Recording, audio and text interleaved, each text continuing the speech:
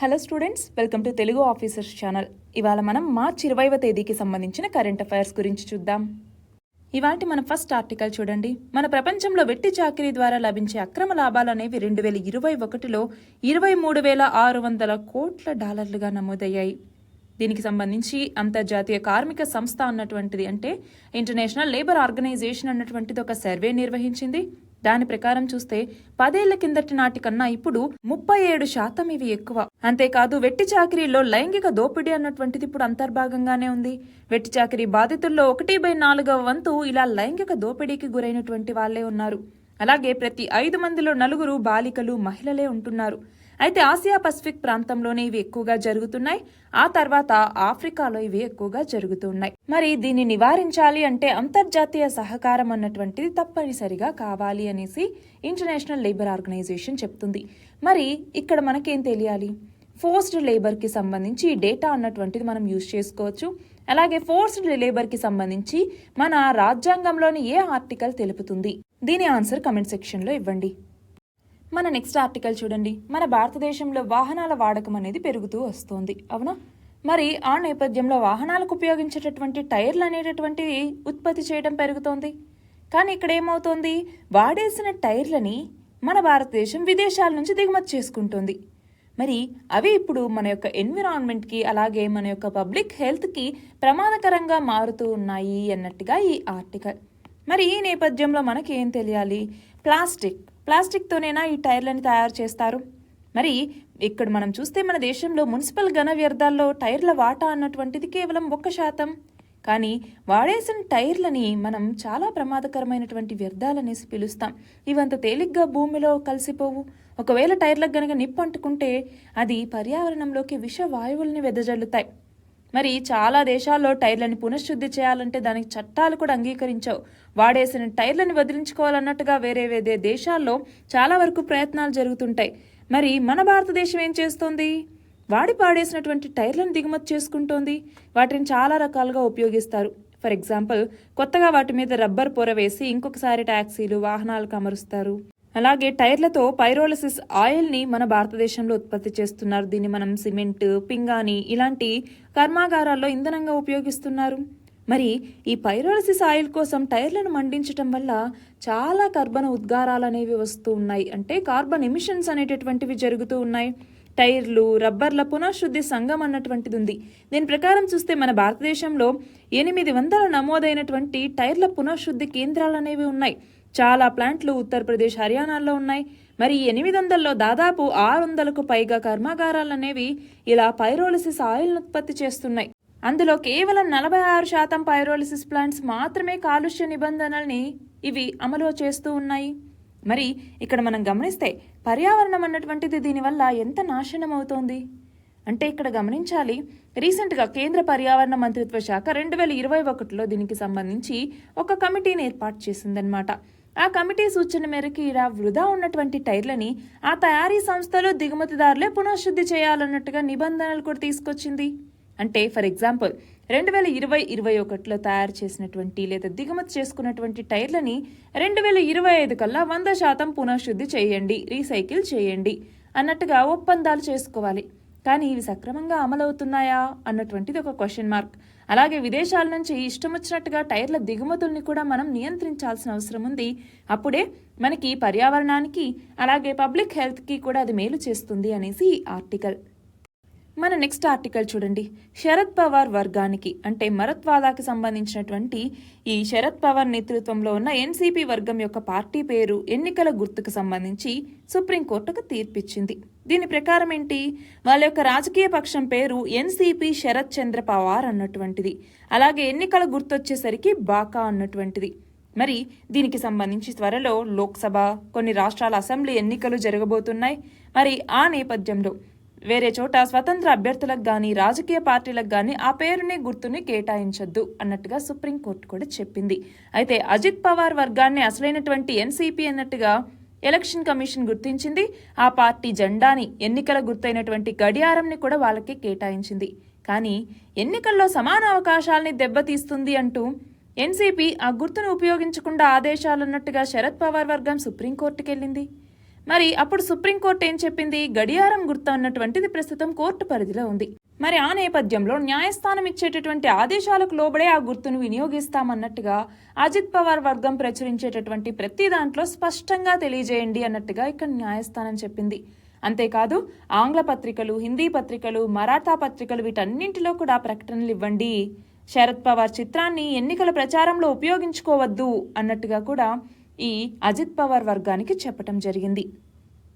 మన next article చూడండి. ఐక్యరాజ్య సమితి వాతావరణ విభాగం అన్నటువంటిది 2023 అనేది ప్రపంచంలోనే అత్యంత ఉష్ణ సంవత్సరం అన్నట్టుగా చెప్పింది. గతంలో ఎప్పుడూ లేనంత నేల వేడెక్కింది, నీటి ఉపరితలం అన్నటువంటిది వేడెక్కింది అన్నట్టుగా చెప్పడం జరిగింది. మరి ఇక్కడ గమనిస్తే 2023లో కార్బన్ ఎమిషన్స్ అన్నటువంటివి ప్రపంచవ్యాప్తంగా పెరిగాయి. అంటే కర్బన ఉద్గారాలు అన్నటువంటివి ప్రపంచవ్యాప్తంగా పెరిగాయి. ఇటు భూమి, ఇటు నీరు, ఉపరితల ఉష్ణోగ్రతలు అన్నీ కూడా పెరిగాయి. మరి సముద్రాల్లో ఉన్నటువంటి మంచు ఫలకలు అనేటటువంటివి కరగటం, అంతేనా? సముద్రాల్లో ఉన్న ఆ మంచు ఫలకలు అనేటటువంటివి కరుగుతూ ఉన్నాయి. దాంతో సముద్ర మట్టాలు అనేటటువంటివి పెరిగిపోతూ ఉన్నాయి.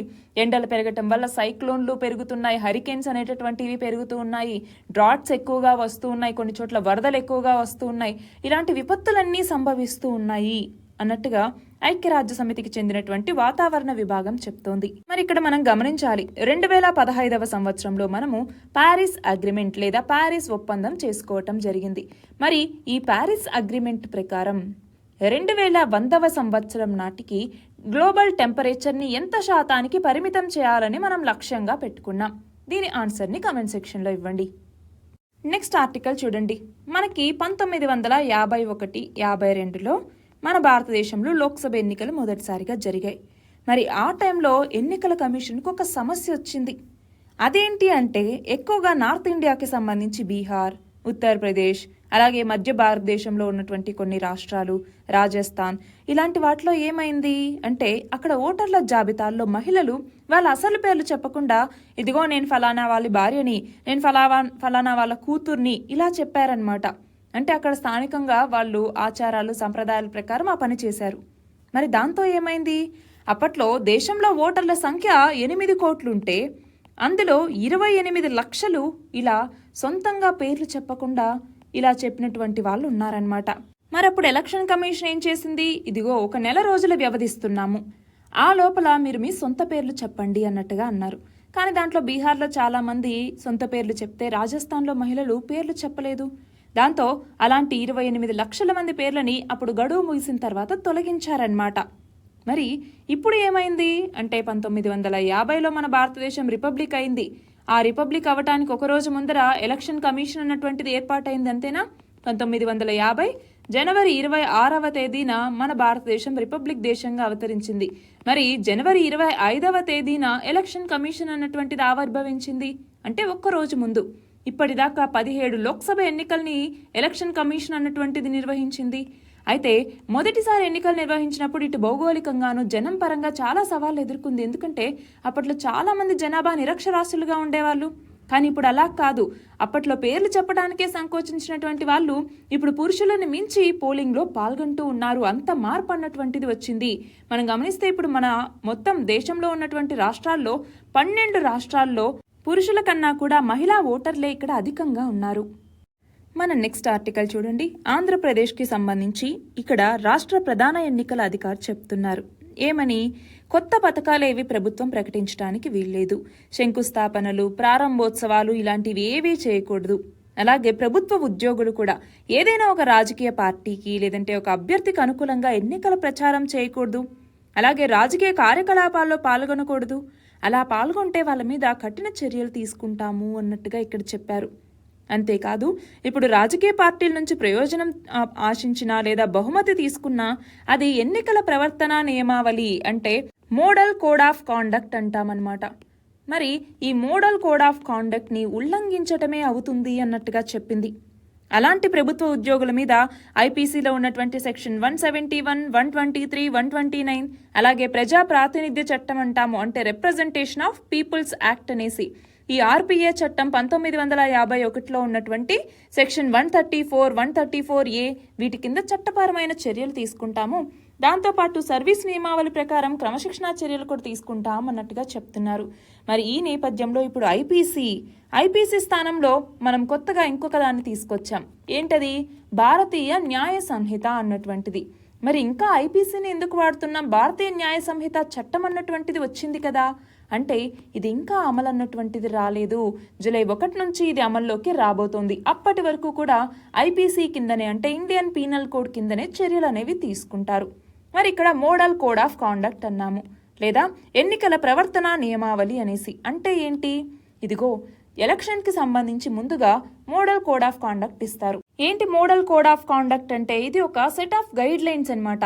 పొలిటికల్ పార్టీస్ అలాగే క్యాండిడేట్స్ ఎవరైతే ఇప్పుడు ఎలక్షన్స్లో పాల్గొంటూ ఉన్నారో వాళ్ళని రెగ్యులేట్ చేయడం కోసం కొన్ని గైడ్ లైన్స్ ఇస్తారు. దీని ప్రకారం ఏంటి? వాళ్ళ యొక్క స్పీచ్కి సంబంధించి, అలాగే పోలింగ్ బూత్, పోర్ట్ఫోలియోలు, పోలింగ్ డే ఎలా ఉండాలి, ఎలక్షన్ మేనిఫెస్టోస్కి సంబంధించిన కంటెంట్ ఎలా ఉంటుంది, ఆ ప్రొసెషన్స్ ఏవైనా నిర్వహిస్తూ ఉంటారు కదా వాటికి సంబంధించి, వీటన్నింటికి సంబంధించి కొన్ని రూల్స్ అనేవి ఫ్రేమ్ చేస్తారు. దీని ద్వారా ఏంటి అంటే మన భారతదేశంలో ఫ్రీ అండ్ ఫెయిర్ ఎలక్షన్స్ అన్నటువంటివి జరగాలి అన్నటువంటిదే ఈ మోడల్ కోడ్ ఆఫ్ కాండక్ట్ యొక్క ముఖ్య ఉద్దేశం అన్నమాట. అంటే ఇక్కడ దాదాపు 8 ప్రొవిజన్స్ ఉంటాయి అనేసి చెప్పొచ్చు మోడల్ కోడ్ ఆఫ్ కాండక్ట్ కింద. ఏంటివి అంటే, ఒకటి జనరల్ కాండక్ట్ ఎలా ఉండాలి, అలాగే వాళ్ళ యొక్క మీటింగ్స్కి సంబంధించి, అలాగే వాళ్ళ యొక్క ప్రొసెషన్స్కి సంబంధించి, పోలింగ్ డే ఎలా ఉండాలి, పోలింగ్ బూత్స్లో ఎలా ప్రవర్తించాలి, అబ్జర్వర్స్ ఎలా ఉండాలి, పార్టీ పవర్ అంటే ఇప్పుడు పవర్లో పార్టీ ఉంటుంది, ఆ పార్టీ ఎలా బిహేవ్ చేయాలి, ఎలక్షన్ మేనిఫెస్టో అన్నటువంటిది ఎలా ఉండాలి, ఇలా మొత్తం 8 ప్రొవిజన్స్ అన్నటువంటివి దీనికి సంబంధించి ఉంటాయి. అంటే ఏ ఒక్క పాలసీ కానీ, ప్రాజెక్ట్ కానీ, స్కీమ్ కానీ ఈ టైంలో అనౌన్స్ చేయకూడదు. ఏదైతే ఓటింగ్ బిహేవియర్ని ఇన్ఫ్లుయెన్స్ చేస్తుంది అనేసి అనిపించేటటువంటి దేన్ని కూడా ఇక్కడ అనౌన్స్ చేయడానికి వీలనేటటువంటిది లేదు. అదే మోడల్ కోడ్ ఆఫ్ కాండక్ట్ అన్నటువంటిది. మన నెక్స్ట్ ఆర్టికల్ చూడండి. మన భారతదేశంలో చేపల వినియోగం అన్నటువంటిది పెరిగింది అన్నటువంటి నేపథ్యంలో ఈ ఆర్టికల్ చూస్తున్నాం. మరి మన భారతదేశం అన్నటువంటిది ఫిషరీస్ ప్రొడక్షన్కి సంబంధించి ఎన్నవ స్థానంలో ఉంది అంటే 3rd largest fish producing country మనది. దాదాపు గ్లోబల్ ఫిష్ ప్రొడక్షన్లో 8% మనం కాంట్రిబ్యూట్ చేస్తున్నాం. అదే ఆక్వాకల్చర్కి సంబంధించి కనుక మనం చూసుకుంటే 2nd ర్యాంక్లో మనం ఉన్నాము. మనము 2021-22లో దాదాపు 16.24 మిలియన్ టన్నులు మెరైన్ ఫిష్ ప్రొడక్షన్ అన్నటువంటిది జరిగింది. అలాగే 12.12 మిలియన్ టన్నులు ఆక్వాకల్చర్ నుంచి మనకి ప్రొడక్షన్ అన్నటువంటిది వచ్చింది. అయితే ఇక్కడ మనం చూస్తే గత 15 ఏళ్లలో మన దేశంలో చేపల వినియోగం అన్నటువంటిది 81% పెరిగింది. 2005లో 4.9 కిలోలుగా వార్షిక తలసరి వినియోగం ఉంటే అది 2021కి వచ్చేసరికి 8.89 కిలోలకు పెరిగింది. మరి భారత వ్యవసాయ పరిశోధనా సంస్థ లాంటి ప్రభుత్వ విభాగాలతో కలిసి world fish, the international food policy research institute ఇవి అధ్యయనం చేసినప్పుడు ఇది తెలిసిందనమాట. అయితే మన భారతదేశంలో అయితే మార్కెట్లో వినియోగించే చేపల మొత్తం పరిమాణం 120% పెరిగింది. దాదాపు 5.428 మిలియన్ టన్నుల నుంచి 11.924 మిలియన్ టన్నులకు పెరిగింది. అయితే అత్యధిక చేపల వినియోగం అన్నటువంటి త్రిపురలో ఉంటే అత్యల్పంగా హర్యానాలో ఉంది.